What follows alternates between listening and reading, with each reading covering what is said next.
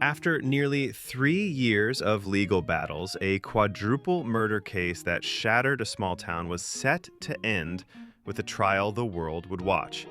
Then, without warning, a secret plea deal. No death penalty, no trial, just life in prison. And families of 4 brutally slain students screaming betrayal. The inside story of why Bryan Kohberger folded and why Idaho prosecutors let him. On June 30th, 2025, prosecutors emailed families a bombshell. Kohberger would plead guilty to all 4 murders. No trial, no death penalty.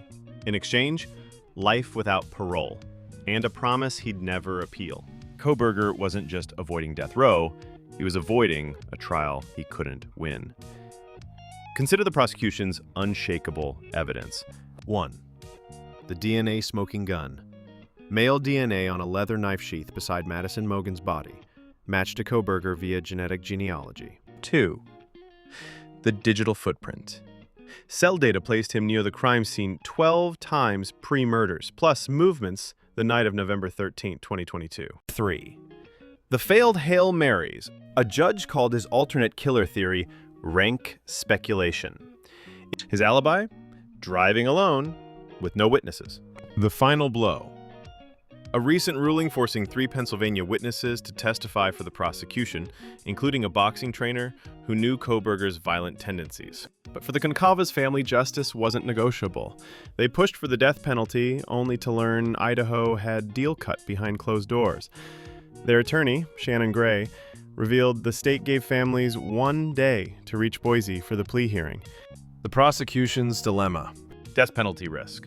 Without a clear motive, jurors might deadlock on execution, sparing Kohberger's life anyway. Costs versus closure. A 6-month trial could re-traumatize families and drain resources. Yet, the letter claiming families' views weighed heavily rang hollow to those handed a fait accompli. Even with a guilty plea, haunting questions linger. The why. Kohberger's Reddit surveys probing criminals' emotions. What was your first move? Hint at a chilling academic obsession. The survivors. 2 roommates slept through the attacks. One saw a bushy-browed intruder but feared a party guest. A town forever changed. Moscow hadn't seen murder in 5 years. Now it's synonymous with true crime. And the ultimate irony?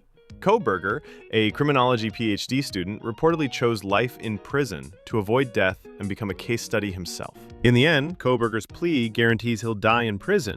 But for families who wanted a trial to expose the truth, it feels like a life sentence of unanswered questions.